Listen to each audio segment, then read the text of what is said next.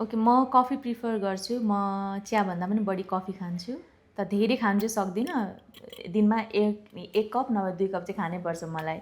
किनकि म जहाँ जाँदा पनि त्यहाँको कफी खान्छु। जस्तै कि अब इन्डियामा गयो भने स्टारबक्स होइन, इन्डिया वा बाहिर जाँदाखेरि बाहिर विदेशहरूमा जाँदा, इन्डियामा नभनौँ ल, जस्तै कि अब बाहिर विदेशतिर जाँदाखेरि त्यहाँको स्टारबक्स प्रायः म खाने कफी होइन।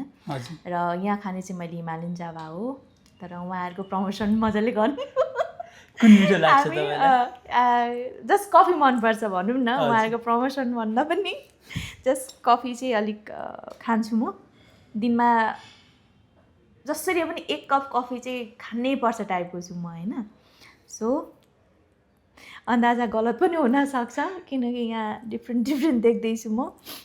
तर पहिले म यसको बास्ना लिन्छु ल। हस्। पहिले म कफी खाएर सुँघ्ने गर्छु कि म। मैले खानै पर्दैन, मैले भन्ने थाल्ने बित्तिकै थाहा हुन्छ मलाई यो एक्सपेन्सिभ हो, यो ल गर्दा हुन्छ। ल गरिदिँदा हुन्छ, म खान्छु पनि भनौँ न।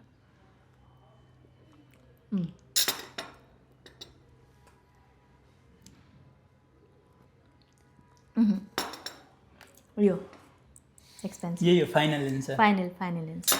सो तपाईँको एन्सर मिलेको छ। एकदमै म कफी खान्छु क्या धेरै। दिनमा 1 कप कफी चाहिँ चाहिन्छ। त्यही पनि म बिन्सको कफी म बढी प्रिफर गर्छु र राम्रो बिन त्यो सुँघेर थाहा हुन्छ अलिक। So thank you.